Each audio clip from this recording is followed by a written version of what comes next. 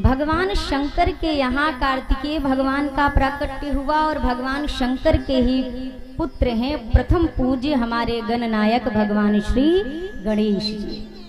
वो भी तो बाबा के ही संतान ना। तो बाबा के यहाँ दो पुत्र रत्न हैं, एक है कार्तिकेय जी और दूसरे हैं हमारे गणेश भगवान।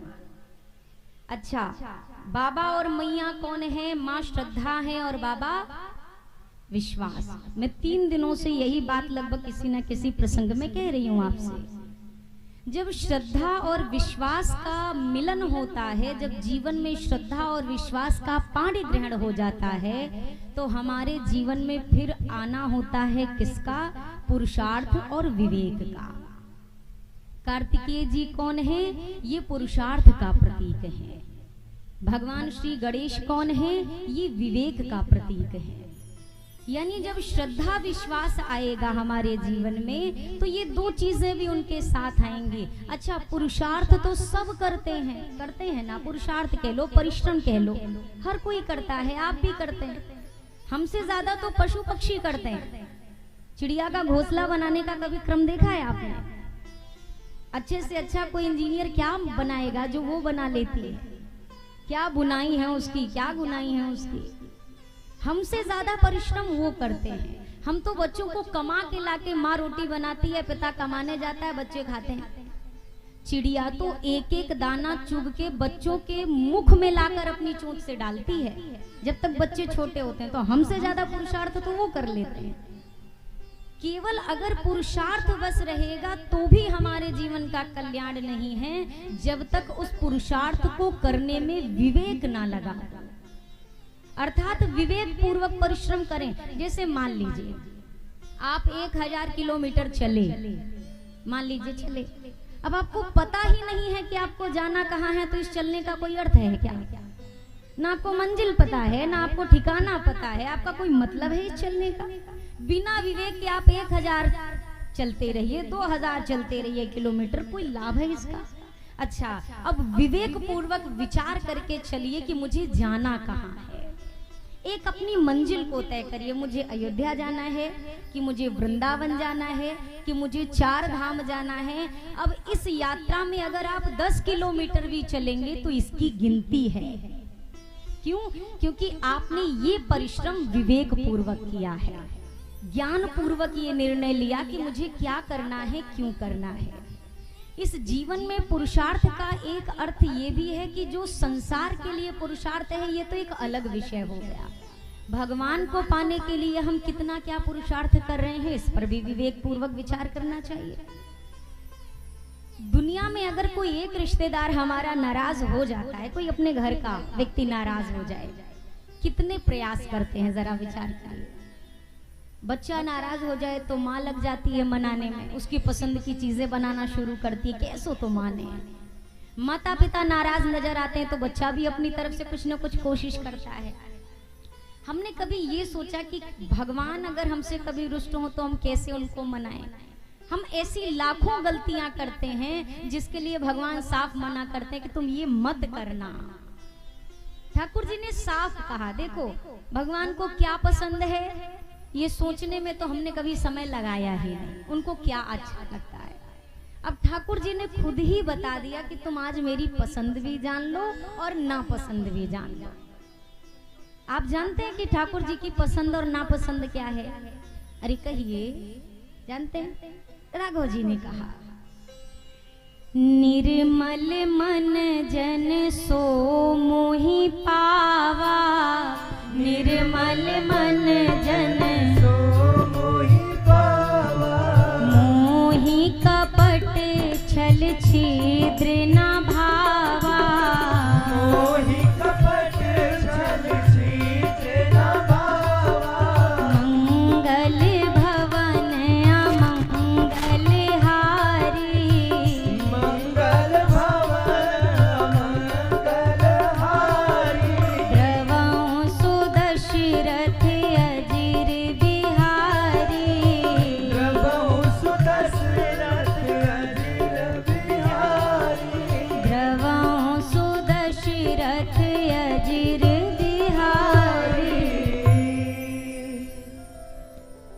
यहाँ पर दर्शन किया कराया राघव जी ने कि मोहि कपट छल छिद्र ना भावा। मुझे कपट अच्छा नहीं लगता। अब कपट क्या है, कैसे समझे कि कपट क्या है? कपट ना बहुत ऐसी नहीं है कि जो हमें आपको दिखाई ना दे, हम जान ही ना पाए कपट क्या है। कपट का केवल इतना सा स्वरूप है, जो है उसको छुपा लेना, जो नहीं है उसको छपा देना। भगवान के सामने वो बन के जा रहे हैं जो हम नहीं हैं। और हम ये सोच रहे हैं दुनिया तो धोखे में आई जाती है, भगवान भी धोखे में आ जाएंगे।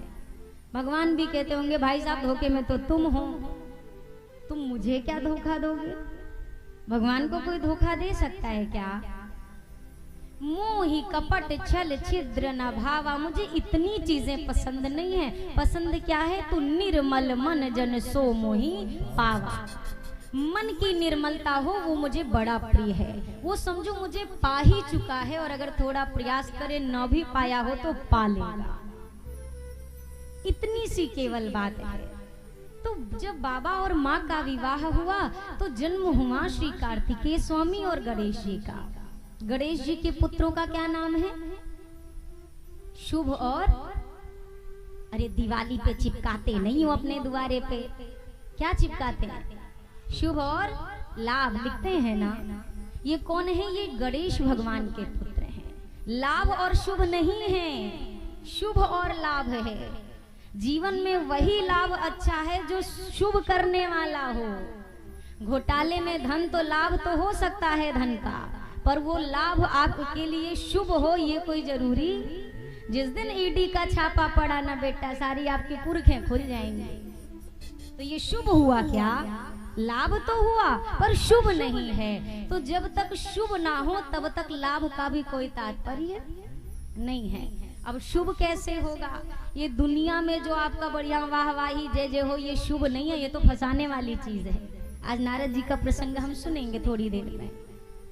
और जब शुभ लाभ आए जीवन में, अब शुभ लाभ के पुत्र कौन है? आमोद और प्रमोद। आप इनको खुशहाली कह सकते हो, प्रमोद कह सकते हो, यानी आनंद कह लो, खुशहाली कह लो, मंगल कह लो। ये इनके पुत्र हैं। लेकिन ये शुरुआत कहाँ से हुई? श्रद्धा और विश्वास से। जब तक इनका मेल नहीं होगा तब तक अपने के घर में न शुभ लाभ आएंगे और ना ही आमोद प्रमोद आएंगे। बिनु विश्वास भगति नहीं, तेहि बिनु द्रवहि नारायण। जब तक आपके हृदय में जीवन में विश्वास नहीं आएगा, बिना विश्वास के भक्ति होना असंभव है। भक्ति कैसे होगी? जब विश्वास होगा। आप कोई मंदिर क्यों जाते हैं? क्यों जाते हैं? आपके मन में विश्वास होता है। आप वहां अपना सुख भी कहते हैं, आप वहां अपना दुख भी कहते हैं, क्योंकि विश्वास है। हम जो कह रहे हैं ये सुन रहे हैं। और जब भक्ति में विश्वास आता है तभी भक्ति परिपक्व होती है। बिना भक्ति के भगवान द्रवित होने वाले नहीं है। मैंने कल आपसे कहा ज्ञानी और भक्त ये दो हैं। जब ज्ञानी भगवान के सामने जाता है तो भगवान ज्ञानी को देख के मुस्कुराते हैं। मुस्कुराते हैं क्यों? जैसे एक बच्चा खूब बढ़िया बढ़िया पढ़ाई करके अपने पिताजी को जाके वो सब कुछ सुनाए तो पिता को सुख मिलता है। लेकिन जब भक्त पहुंचता है तो भगवान द्रवित हो जाते हैं। भक्त को देखकर भगवान मुस्कुराते नहीं, द्रवित होते हैं। प्रभु का हृदय यहाँ पर द्रवित होता है। भक्त के भाव से प्रभु पिघलते हैं। तेहि बिनु द्रवहि न राम। और जब तक राम जी की कृपा नहीं होती है, अंत में क्या कहा? राम कृपा बिनु सपने हूँ जीवन लह विश्राम। जब तक रघुनाथ जी कृपा ना करें तब तक हमें आपको जीवन में विश्राम यानी शांति, हमारे जीवन में ठहराव मिलने वाला नहीं है। आदमी सोचता है विश्राम क्या? सोचता है दोपहर में जो काम के बाद 2 घंटे लेट लिए वही तो हमारा विश्राम है। उसका खाली नाम विश्राम है, उसका काम विश्राम नहीं है। वो आराम हो सकता है, वो विश्राम नहीं हो सकता है। क्यों? क्योंकि ये आपके तन को आराम दे रहा है। जरूरी नहीं जो आप 2 घंटे लेटे ये आपके मन को आराम दे। आप 3 घंटे लेटे रहिए और आपके मन में उथल पुथल चलती रहे तो आप विश्राम में होंगे क्या? आपके तन को आराम मिले अलग विषय है। तन बदले कितने भी पर हरि भजन बिन कभी जन का जीवन बदलता नहीं है। परिश्रम करे कोई कितना भी लेकिन कृपा के बिना काम चलता नहीं है। खूब यत्न करिए पर जब तक रघुनाथ जी की कृपा की छाया उस काम पर नहीं होती है तब तक वो काम हमारा आगे हमें सुख विश्राम देने वाला नहीं है। इसीलिए कोई भी काम करते हैं तो हम पहले अपने इष्ट की आराधना करते हैं, हम भगवान की प्रार्थना करते हैं। हॉस्पिटल खोलने वाला भी भगवान को मनाता है, ठाकुर जी खोल तो लिया, चलवा बढ़िया देना। अब आप बताओ हॉस्पिटल कौन जाना चाहता है, पर जिसका हॉस्पिटल है वो तो भगवान से मना रहा है ना कि चलना चाहिए। हर एक व्यक्ति जिसके हृदय में जिसके जीवन में भगवत स्थान है वो ये करता है। तो माँ का समय है, यह दिवस जो है मैया के हैं, माँ के विवाह की ही चर्चा चल रही है। आइए माँ को प्रणाम करेंगे, उसके बाद हम आगे के प्रसंग में चलेंगे। बड़ा सुंदर आप सभी का सुना हुआ प्रचलित भजन है, कुछ ऐसा अलग नहीं है, तो अभी बड़े प्यार से गा लेंगे। बोलिए सच्चे दरबार की, आदि शक्ति माँ जगदम्बा की। निमिया की डाढ़ मैया लावेली झूलुआ, हो की झूले झूले ना माई हो झूले झूले ना। मैया मोरी गावेली गीतिया, हो की झूले झूले ना। मैया मोरी गावेली गीतिया, हो की झूले झूले ना। हमको अगर अकेले गाना होता तो ये सब हमारे साथ ही रहते हैं वहाँ पे, हम अकेले गा बजा के मगन होते। यहाँ हम आए हैं एक साथ आनंद लेने के लिए, तो आप गाओ ना। मैं एक चीज देखती हूँ, आप ऐसे जो बैठे रहते हैं हमें लगता है कौन तकलीफ घेरी है आपको। ये कथा आनंददायिनी है, ये उनकी कथा है जिनके नाम में आनंद, जिनके काम में आनंद, जिनकी कथा में आनंद। और यूं मुरझाए बैठे रहे तो कहूँ सुख मिलेगा नहीं। जरा तालियों के साथ गाइए। ओ निमिया के डाढ़ मैया मोरी लावेली झूलुआ, हो की झूली झूले ना, हो की झूली झूली ना, आ की झूली झूली ना। ओ मैया मोरी गावेली गीतिया, हो की झूली रे झूली ना। मैया मोरी गावेली गीतिया, हो की झूली झूली ना।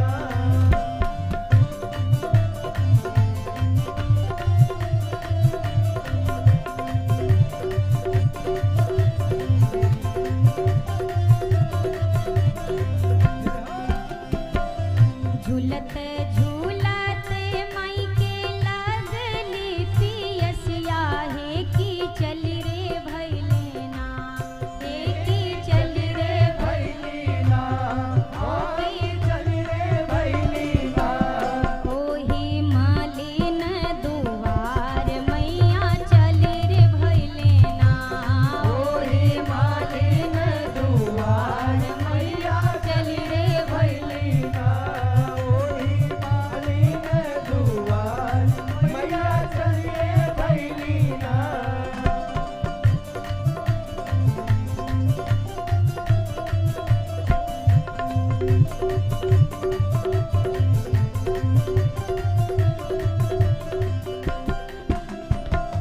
सूतल बाड़ू के जागल हो मालिनिया, हमके बून एक ना, हमके बून एक ना, हमके बून एक ना। ओ मालिन पानिया पियब तो हमके बून एक ना, मालिन पानिया पियब तो हमके बून एक ना, मालिन पानिया पियब तो हमके बून एक ना। बोल सच्चे दरबार की।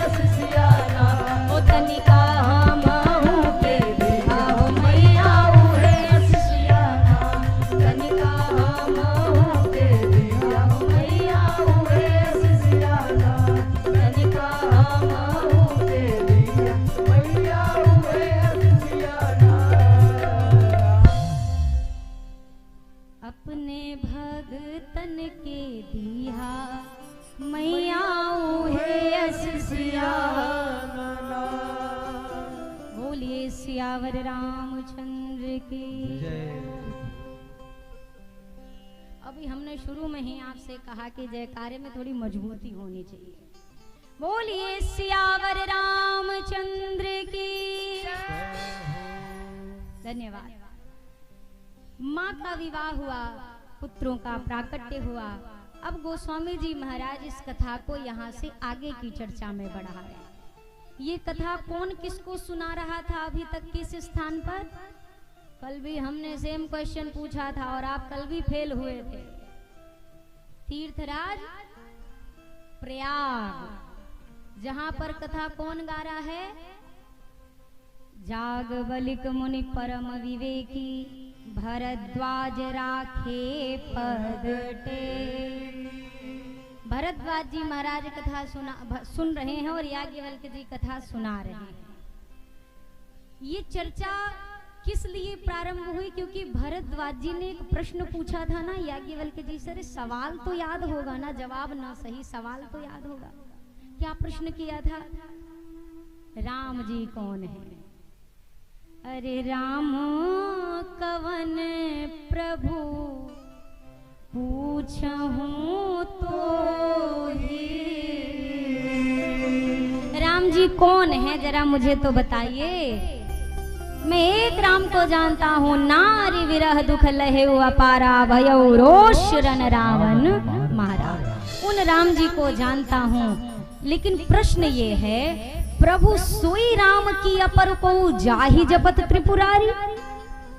याज्ञवल्क्य जी ने कहा तो सवाल क्या है, राम जी को तो आप जानते हैं। बोला नहीं नहीं नहीं नहीं, प्रश्न ये है कि जिनको मैं जानता हूँ वो दशरथ पुत्र राम जी, और जिनके नाम का जप भगवान शंकर करते हैं उनके वाले राम जी, ये कहीं दो तो नहीं हैं। क्या मेरे वाले राम जी का ही नाम शंकर जी जपते हैं या उनके वाले राम कोई अलग है और जिनको मैं जानता हूं वो कोई अलग है? ये मेरा प्रश्न था।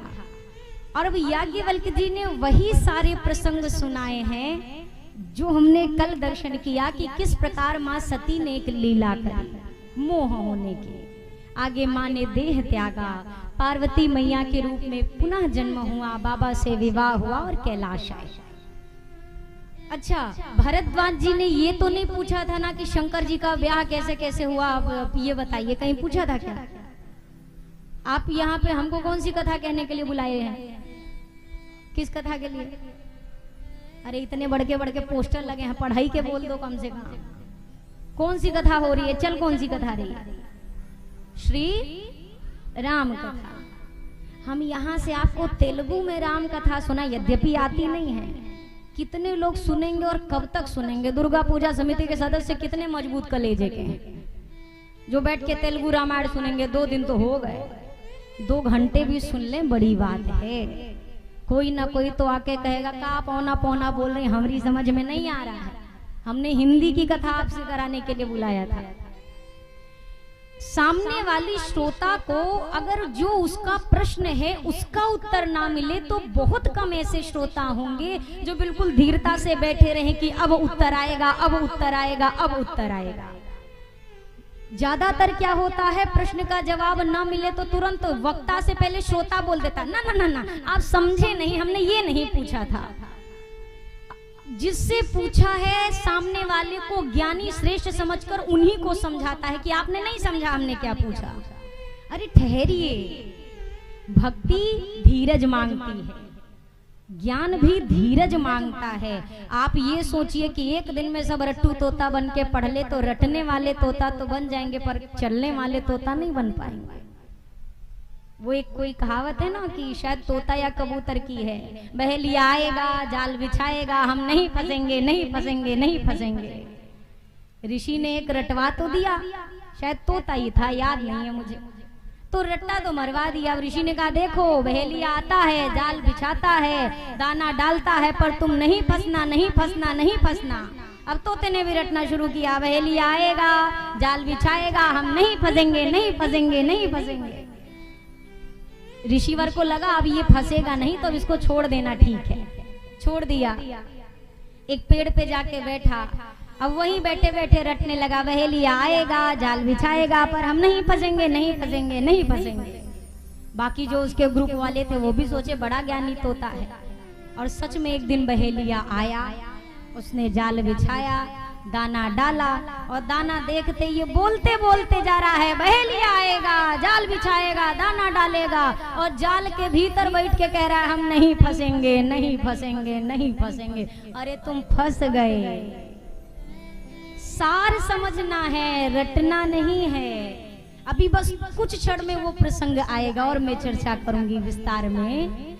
हमें इस कथा में दृढ़ता रखनी है। मानस जी की कथा कहती है, धीरज धर्म मित्र अरु नारी, आपत काल परखिए चारी। विपत्ति काल में आपके धीरज की परीक्षा होती है कि आप कितने धैर्यवान हैं, इसकी परीक्षा होती है। आपत्ति काल में नजर आता है धीरज, और उसके बाद कहा धर्म। आप कितने बड़े धर्मात्मा हैं ये ऐसे सहज में नहीं समझ में आता, ये विपत्ति काल में समझ में आता है। कुछ 100 वर्षों के पीछे जाइए, जब यवनों का शासन बहुत ज्यादा था तो क्या करते थे लोग, आरे से अपना शरीर तक कटवा देते थे पर अपना धर्म परिवर्तन नहीं करते थे। हम और आप तो बड़ी सहज में बैठ के राम कथा सुन रहे हैं, अरे हमारी कौन सी परीक्षा चल रही है, हम इसमें भी खरे नहीं उतरते हैं। मौका मिलता ही पलटी मार जाते हैं, कहाँ का भजन कहाँ के भगवान। व्यक्ति कहता है भैया धर्म ना बदलो, और ये धर्म तो छोड़ो, आज का आदमी 2 किलो राशन पे भगवान बदल देता है, उसे मिल भर जाए। और जब तक आपका धर्म, चाहे विपत्ति हो, चाहे सुख हो, चाहे दुख हो, जब तक एक निष्ठ आपका धर्म नहीं रहेगा तब तक आपकी भक्ति मजबूत होने वाली नहीं है। अरे भक्ति करेंगे किसकी जब धर्म का ही सहारा छोड़ देंगे? तो राम भजेंगे, श्याम भजेंगे, काऊ को भजेंगे, कहाँ जाएंगे आप? आपके धर्म की परीक्षा विपत्ति काल में। मैं कई बार एक कथा सुनाती हूँ, चलिए आपसे एक सवाल पूछते हैं, ईमानदारी से जवाब देना, उम्मीद है झूठ नहीं बोलोगे आप। जैसे आप कहीं जा रहे हो और आपको रास्ते में 2 मूर्तियां दिखाई दें। अभी तक हर जगह के श्रोता फेल ही भैया, आपकी तो राम ही जाने। आप जा रहे हैं, आपको मिट्टी की 2 मूर्तियां दिखाई दें, एक राम जी की और एक रावण की। आप कौन सी मूर्ति उठाएंगे? थोड़ा जोर से बोलिए। अच्छा पक्की बात आप सब भी? अरे हाँ तो बोलो, राम ही उठाएंगे कि रावण? राम जी उठाएंगे ना? अच्छा सब राम जी उठाएंगे। आपको अगले दिन आप फिर निकले, आपको फिर 2 मूर्तियां मिली, एक राम जी की और एक रावण की। अंतर क्या है? राम जी वाली अभी भी मिट्टी की और रावण वाली सोने की। अब कौन सी उठाएंगे? दिल पे हाथ रख के बोलना, हमसे मत, अपने आप से बोलो, कौन सी उठाएंगे? हाँ ये तो भगवान ही जानते हैं। जो भी भला बुरा है मेरे राम जानते हैं, अरे आप सबके दिल में क्या है ये भी राम जानते हैं। इनको सब पता है, हमको आप बहला के क्या करोगे? हम तो देखने नहीं जा रहे राम उठा रहे हो कि रावण, पर दिल जानता है। 10 तोला के रावण की मूर्ति मिल जाए तो पाव भर का 100 ग्राम का कोई राम जी की माटी की मूर्त उठाने वाला, अरे घर भी नहीं जाएंगे, बढ़िया सुनार ढूंढेंगे भीमपुरा का, वो भी विश्वास वाला जो काऊ को बता ना दे कि हमारे घर एक दिन मूर्त लेके आया था। एक निमिष के अंदर आपकी हमारी भक्ति डगमगा जाती है। बड़ा सहज सा एक उदाहरण है। चाय पीते हुए अगर चाय में मक्खी गिर जाए तो क्या करेंगे? कहिए, भीमपुरा वाले पी लेते हैं क्या? क्या करेंगे? चाय का फेंक देंगे। और घर के 10 लीटर के घी के डब्बा में वही सेम मक्खी, उसी बिरादरी वाली, आकर गिर जाए, अब क्या करेंगे? अरे एक जन तो कलेजा मजबूत करके बोलो दीदी फेंक देंगे। अरे भैया, ये सहज सी चाय और घी के भीतर जब हम भटक गए तो भगवान तो बहुत बड़ी चीज है। हमारी आस्था जो है ना यूं डगमग होती है। आप 4 मनौती मानिए, पीपल बाबा को, इधर को, उधर को, ना पूरी हो। अब फिर कोई आपसे कहते हैं ये छोड़ो, घाट पर वाले बाबा बहुत तेज काम करते हैं। अब पीपल वाले बाबा के पास कोई जेबे नहीं करेगा, अब घाट वाले बाबा। मेरी बात आप बहुत अच्छे से गांठ बांधिए और समझिए कि मैं कहना क्या चाह रही हूँ। अगर सुख और दुख में, जैसे कोई बच्चा, आपके ही घर का आपका बच्चा, आप उसकी सारी बात मानो तो आपको मम्मी मम्मी पापा पापा बोले, और ना मानो तो कह दे आप कौन है, हम आपको नहीं जानते। आपको अच्छा लगेगा कि बुरा लगेगा? अपने जीवन पर लेकर देखिए कैसा लगेगा। कभी तो आप भी कहोगे कितना स्वार्थी लड़का है हमारा, बड़ी नालायक औलाद निकल गई हमारी। बताओ, जब कुछ करते हैं तो वाह वाह करता है, नहीं करते हैं तो फिर ये हमसे ही मुंह मोड़ लेता है। तो ये जगत पिता नहीं कहते होंगे कैसी कैसी हमारी निकम्मी संतानें हो जा रही हैं? बताओ, मैंने तुम्हें तन दिया, मैंने तुम्हें मन दिया, मैंने तुम्हें जीवन दिया, और तुम्हारी एक ख्वाहिश जो तुम्हारे लिए सही नहीं थी इसलिए मैंने पूरी नहीं की, और तुम मुझसे ही मुंह मोड़ के बैठ गए। कुछ भी परिस्थिति हो, सीताराम सीताराम सीताराम कहिए, जाहि विधि राखे राम, ताहि विधि रहिए। जिंदगी की डोर सौंप हाथ दीना, महलों में राखे चाहे झोपड़ी में, विधि का विधान जान हानि लाभ सहिए, जाहि विधि राखे राम ताहि विधि रहिए।